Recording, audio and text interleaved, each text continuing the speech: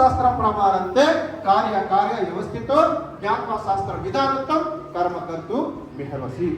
కావున నువ్వు ఏది చెయ్యాలన్నా, ఎవరైతే ధర్మశాస్త్రాలు వదిలేసి జీవితం గడుపుతాడో ఎస్ శాస్త్ర విధి మృత్యుజ వర్తతే కామకారత నా ససితి నా ఉపనగతి నా సుఖం నా పరాంగతి.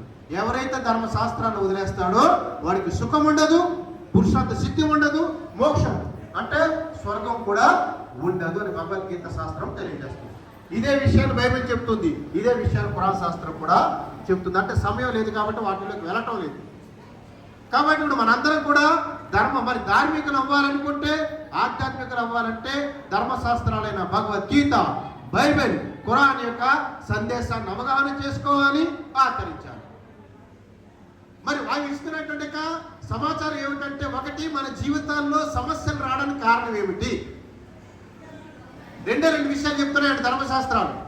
మన జీవితాల్లో సమస్యలు రావడానికి కారణం ఏమిటి, సమస్యలు పోవడానికి పరిష్కార మార్గం ఏమిటి, రెండే విషయాలు అది చెప్పి ముగించేస్తాం. సాధారణంగా మన జీవితాల్లో ఏమైంది అంటే అందరికీ అశాంతే, అన్ని సమస్యలే, భక్తికి మాత్రం కొదువలేదు. వేల రూపాయలు లక్షల రూపాయలు ఖర్చు పెట్టి భక్తి చేస్తున్నాం, కానీ మనశ్శాంతి ఉండటం లేదు. కారణం ఏమిటి అని భగవద్గీత, బైబిల్, ఖురాన్ అడిగనుకోండి. భగవద్గీతలు ఏమంటాడంటే 9వ అధ్యాయం 24వ శ్లోకంలో అహమీశ్వర విజ్ఞాన భోక్తాచ ప్రేమరేవచ నతు మామ విజ్ఞానంతి తత్వేన తస్యవంతి. యెషయా గ్రంథం 1వ అధ్యాయం 2, 3, 4 వచనాలు చూసినప్పుడు అక్కడ కూడా దేవుడు మాట్లాడుతూ ఆకాశము ఆలకించము, భూమి చెవి ఎగినము, ఈ పిల్లలు పెంచి పెద్దవాళ్ళని చేసేతని పాపిష్టి జనమా, దోషపూరితైన ప్రజలారా, చెడుపు చెయ్యి పిల్లలారా, మీరు యెహోవాను విసర్జించి ఉన్నారు కాబట్టి మీకు శ్రమ. అలాగే పురాణ గ్రంథం 15వ అధ్యాయం 22వ వచనంలో చూడు, అల్లాహ్తో పాటు ఎవరిని ఆరాధనగా చేసుకోకు, అలా చేస్తే నిందల పాలవుతావు, ప్రతి మేలుకు దూరం అయిపోతావు. ఇక్కడ భగవద్గీత, బైబిల్, ఖురాన్ చెప్పే విషయం ఒకటే. భగవద్గీత ఏమన్నాడు, ఈ ప్రజలు నన్ను యథార్థంగా తెలుసుకోలేదు, ప్రజలు నన్ను యథార్థంగా తెలుసుకోలేదు కాబట్టి నన్ను మామ విజానంతే తత్వేన దర్శివంతే. కాబట్టి సమస్యల్లో జారిపోతున్నారు. అది ఇప్పుడు చెప్పండి, మన జీవితాల్లో సమస్యలు ఉంటే మనశ్శాంతి ఉంటుందా, ఆనందంగా ఉండగలమా? కాబట్టి ఇప్పుడు మన జీవితాల్లో మనశ్శాంతి రావాలంటే సమస్యల దూరం అవ్వాలి. దానికి కారణం ఏంటంటే మనల్ని పుట్టించిన సృష్టికర్తను యథార్థంగా తెలుసుకోలేకపోవడమే. మరి పరిష్కార మార్గం ఏంటంటే మనల్ని పుట్టించిన దేవుడిని తెలుసుకుంటే చాలు.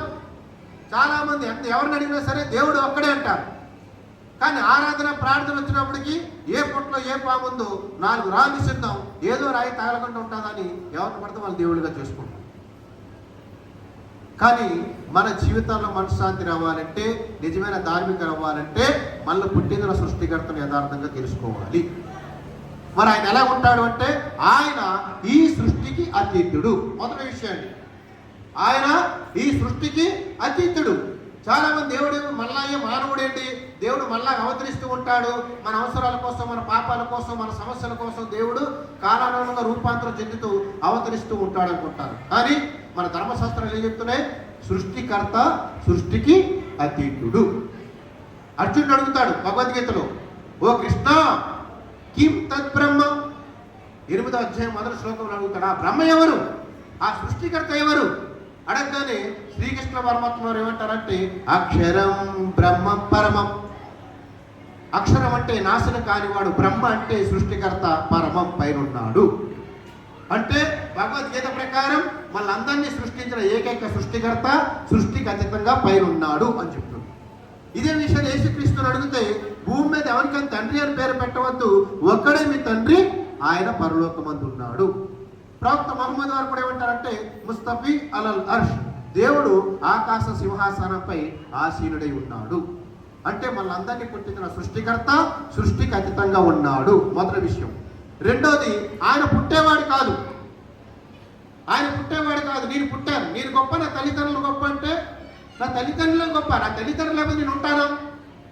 కాబట్టి దేవుడు కూడా పుడితే దేవుడి కన్నా తల్లిదండ్రులు గొప్ప అవుతారు. కాబట్టి దేవుడికి పుట్టుక అనేదే లేదు. భగవద్గీత యోమామ జమనాది చవిత్తిలోక మహేశ్వరం, యోమాం ఎవడు అజం, నాకు పుట్టుక లేదు అంటున్నాడు. బైబిల్ ఏమంటాడు, దేవుడు అబద్ధవాడకు మానవుడు కాదు, పశ్చాత్తాపట్టకు నరపుత్రుడు కూడా కాడు. అంటే దేవుడు మానవుడు కాడు అని భగవద్గీత, బైబిల్, ఖురాన్ చెప్తుంటే మానవుడు పుట్టేవాడు కాదు, అంటే మన దేవుడు పుట్టేవాడు కాదు. ఇక మూడోది, దేవుడు కల్పించాడు. దేవుడు తయారు చేసిన సర్వేశ్వరుడు ఒక సూర్యుడినే మనం చూడలేము. కోటి సూర్యుల తేజోవాడి అనేటువంటి ఆ సృష్టికర్త అయిన సర్వేశ్వరుని ఎలా చూడగలం? కాబట్టి దేవుడిని ఎవడు కూడా ఈ ప్రపంచంలో చూడరు, కనిపించాడు. ఇంకా ఐదో దేవుడు అంటే ఆయనకు మరణం లేదు. మా దేవుడు చనిపోయాడు ఏంటి అని పండగ చేసుకున్న వాళ్ళు కూడా ఉన్నారు, కానీ దేవుడికి మరణం అనేదే లేదు. కాబట్టి మనందరూ సృష్టికర్త ఒక్కడు, ఆయన పుట్టాడు, ఆయన కనిపించాడు, ఆయన మరణించాడు, ఆయన సృష్టికి పైనున్నాడు. ఈ పంచసూత్రాల ఆధారంగా మనందరినీ సృష్టించిన సృష్టికర్తను తెలుసుకోవాలి. ఆయన్ని సర్వేశ్వరుడు అన్నా, అక్షర పరబ్రహ్మ అన్నా, యెహోవా అన్నా, ఆ తండ్రి అన్నా, అల్లా అన్నా, రహమాన్ అన్నా, రహీం అన్నా, భాషలు వేరుగా ఉన్నవాడు ఒకే ఒక్కడు. ఈ విధంగా దేవుడిని తెలుసుకోవాలి. ఇంకా రెండోది ఏమిటంటే మన లాభ నష్టాలు, మన సుఖ దుఃఖాలు, మన మేలు కీడు కూడా ఆయన చేతిలోనే ఉంది. కాబట్టి మేలు కలిగితే ఆయన కృతజ్ఞతలు తెలియచేయాలి, సంతోషం కలిగితే ఆయన కృతజ్ఞతలు తెలియచేయాలి, లాభం కలిగితే ఆయన కృతజ్ఞతలు తెలియచేయాలి. బాధ, దుఃఖం, నష్టం ఏర్పడితే సహనంతో ఓర్చుతో ఆ సృష్టికర్త వైపునకి తిరగాలి తప్ప మరొక ఎవరిని కూడా వేడుకోరాదు. అందుకే చూడండి, శ్రీరాముల వారి కష్టం వచ్చినప్పుడు సీతాదేవిని తీసుకొచ్చే సందర్భంలో ఎటు చూసి బాణాన్ని వదిలేరు? ఆకాశం వైపు చూసి బాణాన్ని వదిలేరు. అలాగే యేసుక్రీస్తు వారు చేతులు పైకెత్తి ప్రార్థన చేస్తారు. ముస్లింలందరూ కూడా చేతులు పైకెత్తి ప్రార్థన చేస్తారు. ఎందుకంటే సృష్టికి అతీతంగా ఉన్నవాడు మాత్రమే వాళ్ళందరూ కూడా ప్రార్థించారు. మనం కూడా ఆయన్ని వేడుకోవాలి అనే విషయాన్ని తెలియజేస్తుంది. ఇంకా మహనీయులు ఎవరంటే మనకు ఆచరణాత్మకంగా సందేశాన్ని చూపించడానికి వచ్చినటువంటి శ్రీరాముల వారు, యేసుక్రీస్తు వారు, ప్రవక్త ముహమ్మద్ వారు వీరు ఆరాధ్యులు కాదు, ఆదర్శనీయులు, అనుసరణీయులు. వీళ్ళు అనుసరించాలి, ఆరాధన పైవాడికి చేయాలి, వీళ్ళు వెంబడించాలి, పైవాడిని వేడుకోవాలి, వీళ్ళు ప్రేమించాలి, పైవాడిని ప్రార్థించాలి. ఇది రెండో విషయం. ఇంకా చివరిగా మూడో విషయం ఏంటంటే తోటి మానవుల పట్ల మంచి భావన కలిగి ఉండాలి. దేవుడు చూస్తున్నాడు, గమనిస్తున్నాడు, గ్రహిస్తున్నాడు. నువ్వు గుళ్ళో ఉన్నా, చర్చిలో ఉన్నా, మసీదులో ఉన్నా, బజార్లో ఉన్నా, బళ్ళో ఉన్నా, నలుగురిలో ఉన్నా, ఒంటరిగా ఉన్నా, వెలుగులో ఉన్నా, చీకట్లో ఉన్నా, ఎక్కడున్నా నన్ను పుట్టించిన నా సృష్టికర్త చూస్తున్నాడు, గమనిస్తున్నాడు, గ్రహిస్తున్నాడు అనేటువంటి ఒక భావనతో ఎప్పుడైతే మనిషి జీవితం గడుపుతాడో అప్పుడే మనిషిలో మార్పు అనేది వస్తుంది.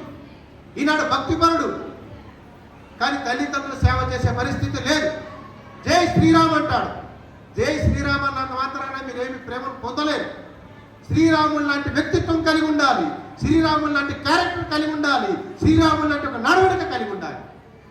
శ్రీరాములు ఎలాంటి జీవితం గడిపారో మనం కూడా అలాంటి జీవితం గడిపినప్పుడే నిజమైనటువంటి శ్రీరాముల యొక్క అనుయాయులు అవుతాం. అలాగే యేసుని నమ్ముకున్నామంటే సరిపోదు, యేసు లాంటి జాలి, ప్రేమ కలిగి ఉండాలి. అలాగే ముస్లింలు కూడా మొహమ్మద్ నమ్ముకున్నామంటే సరిపోదు, మొహమ్మద్ లాంటి యొక్క ప్రేమ కూడా కలిగి ఉండాలి. కాబట్టి సమాజంలో మరి రోజు రోజుకి మానవత్వం కనుమరుగైపోతుంది. కాబట్టి వ్యక్తుల వ్యక్తిత్వాల్లో నీతి, వ్యక్తుల వ్యక్తిత్వాల్లో నైతికత, మనుషుల మధ్య మానవత్వం జనించాలంటే సృష్టికర్త పట్ల యథార్థమైన భావన కలిగి ఉండాలి. మనుషులు మనశ్శాంతి రావాలంటే సృష్టికర్తను యథార్థం గుర్తించి ఆయన మాత్రమే వేడుకోవాలి. ఈ సమాచారాన్ని మన ధర్మశాస్త్రాలైన భగవద్గీత, బైబిల్ కూడా అందిస్తున్నాయి. కాబట్టి మరి ఒక్కడు పుట్టడు, కనిపించడు, మరణించడు, సృష్టి పైన ఉన్నటువంటి సృష్టికర్తను ఏ పేరుతో పిలిచినా ఒక్కడే ఉన్నాడు. మహనీయులు అనుసరించాలి, తోటి మానవ పట్ల ప్రేమ కలిగి ఉండాలి, ధర్మశాస్త్రాల ప్రకారం జీవితం గడపాలి. అప్పుడే నిజమైన ధార్మికులు అవుతాం. కాబట్టి చివరగా మరి ఇలాంటి గొప్ప సందేశాన్ని ఇచ్చే కార్యక్రమాన్ని ఏర్పాటు చేసిన రాంబాబు గారికి, అఖిల గారికి, ఆ ఏకైక సృష్టికర్త అయిన సర్వేశ్వరుడు మంచి ఆరోగ్యాలు ప్రసాదించాలని, వారి మనశ్శాంతి ప్రసాదించాలని, శ్రేయస్కు మరి మంచి యొక్క ధార్మిక జ్ఞానాన్ని, మరి ప్రపంచంలో ఉన్నతమైన స్థానాన్ని ప్రసాదించాలని, ఆ కార్యక్రమానికి హాజరైన కుటుంబ సభ్యులకు, బంధువులకు, స్నేహితులకు, మనందరి జీవితాలకు కూడా మంచి ఆరోగ్యాలను ప్రసాదించాలని, సమస్యలు అశాంతి దూరం చేసి మనశ్శాంతిని ప్రసాదించాలని కోరుకుంటూ నా ఈ ప్రసంగాన్ని ముగిస్తున్నాను. తదాస్తు. జై హింద్.